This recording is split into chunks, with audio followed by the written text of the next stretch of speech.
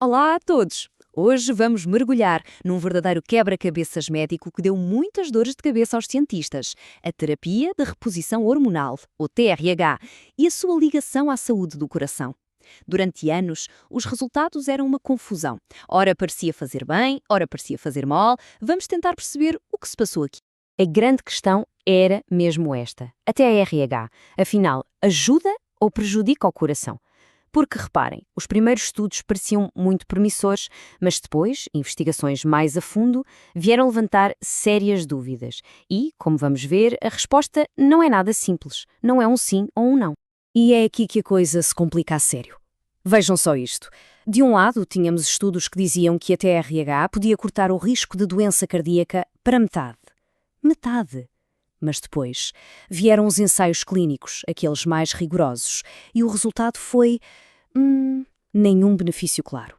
Pior, em alguns casos, até parecia haver um risco maior no início. Como é que isto é possível?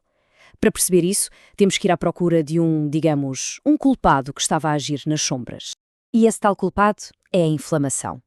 Calma, eu sei, quando se fala em inflamação, a gente pensa logo num joelho inchado ou numa garganta inflamada, certo? Mas não é bem disso que estamos a falar. Existe um outro tipo de inflamação, uma inflamação crónica, silenciosa, que acontece por dentro. E é essa que tem um papel gigante no desenvolvimento de problemas nas nossas artérias. O nome técnico para isto é aterosclerose. Basicamente, é quando as artérias começam a ficar mais duras e estreitas por causa da acumulação de placas. É isso que pode levar a problemas sérios. Mas como é que tudo isto começa? Olhem para esta imagem. É como se fosse o início de tudo. Há um pequeno dano, uma pequena ferida na parede do vaso sanguíneo. E o que é que o corpo faz? Toca o alarme, manda logo as células de defesa para o local. Só que elas acabam por se infiltrar na parede da artéria e começam ali uma confusão, uma resposta inflamatória. E é essa confusão que, com o tempo, vai construindo aquela placa que pode vir a ser um grande problema. E este processo todo não é silencioso, não. Ele liberta uma espécie de sinais de alerta para a corrente sanguínea. São os chamados biomarcadores inflamatórios. A analogia dos detectores de fumo é perfeita. É exatamente isso. Eles permitem aos médicos detectar o fumo, ou seja, a inflamação, muito antes do incêndio, a doença cardíaca, começar a sério.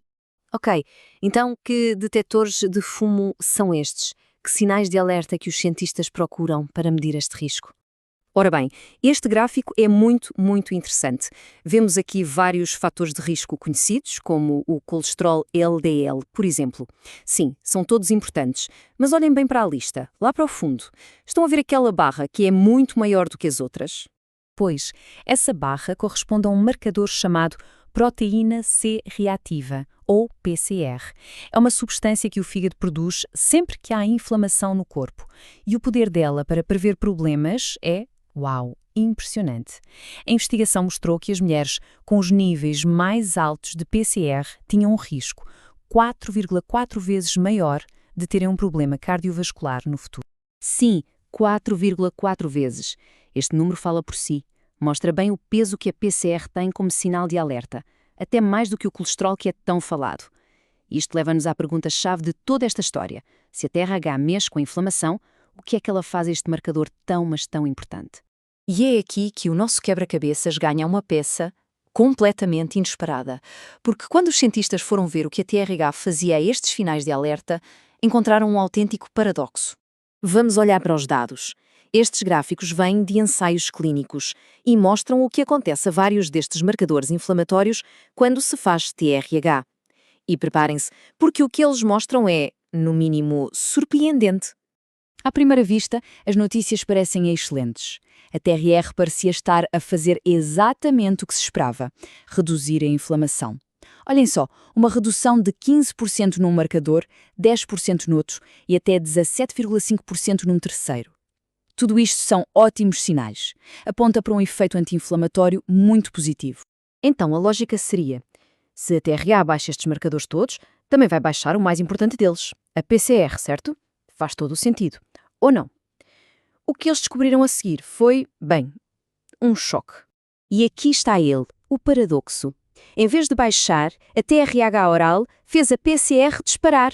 Um aumento de 58% é o oposto do esperado, ou seja, o tratamento parecia estar a diminuir a inflamação em vários pontos, mas ao mesmo tempo estava a fazer disparar o maior sinal de alarme de todos. Como é que isto se explica? Para resolver este enigma, os cientistas tiveram de mudar o foco. A questão talvez não fosse o que estava a ser dado, mas sim como estava a ser dado. Exato.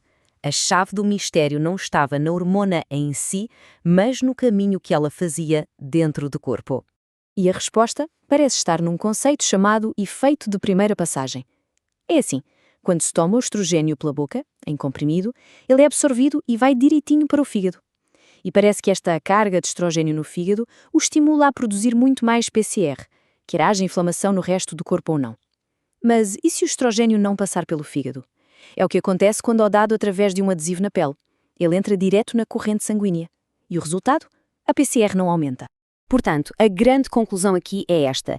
Aquele pico assustador de PCR com a TRH oral talvez não seja um sinal real de que a inflamação nas artérias aumentou.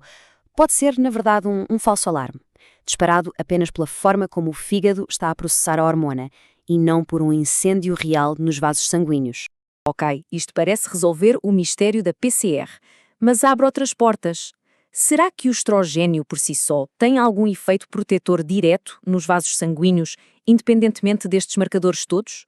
Para tentar perceber isso, os cientistas olharam para estudos em animais e as pistas que encontraram são fascinantes. Olhem só para estas imagens. O que os cientistas fizeram foi provocar uma pequena lesão numa artéria de um rato. Na imagem da esquerda, vemos o que acontece normalmente. A parede da artéria engrossa muito, como uma cicatriz.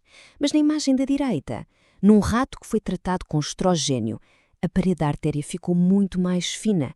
Isto é uma pista forte de que o estrogênio pode ter mesmo um efeito direto de proteção. Então, resumindo esta história toda, o que é que aprendemos?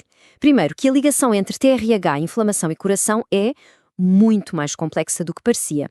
Segundo, que a TRH oral faz disparar a PCR, mas que isso é provavelmente um falso alarme do fígado. Terceiro, e muito importante, a via de administração muda tudo. A TRH pela pele não causa esse aumento. E por fim, há pistas de que o estrogênio em si pode ser protetor para os vasos.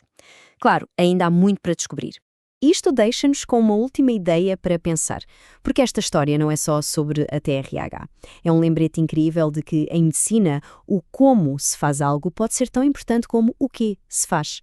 Pensa nisto, se mudar de um comprimido para um adesivo pode alterar tão drasticamente a resposta do corpo, que outros tratamentos por aí poderiam ser totalmente diferentes se simplesmente mudássemos a forma como são administrados. Fica a pergunta no ar. Obrigado por terem acompanhado esta análise.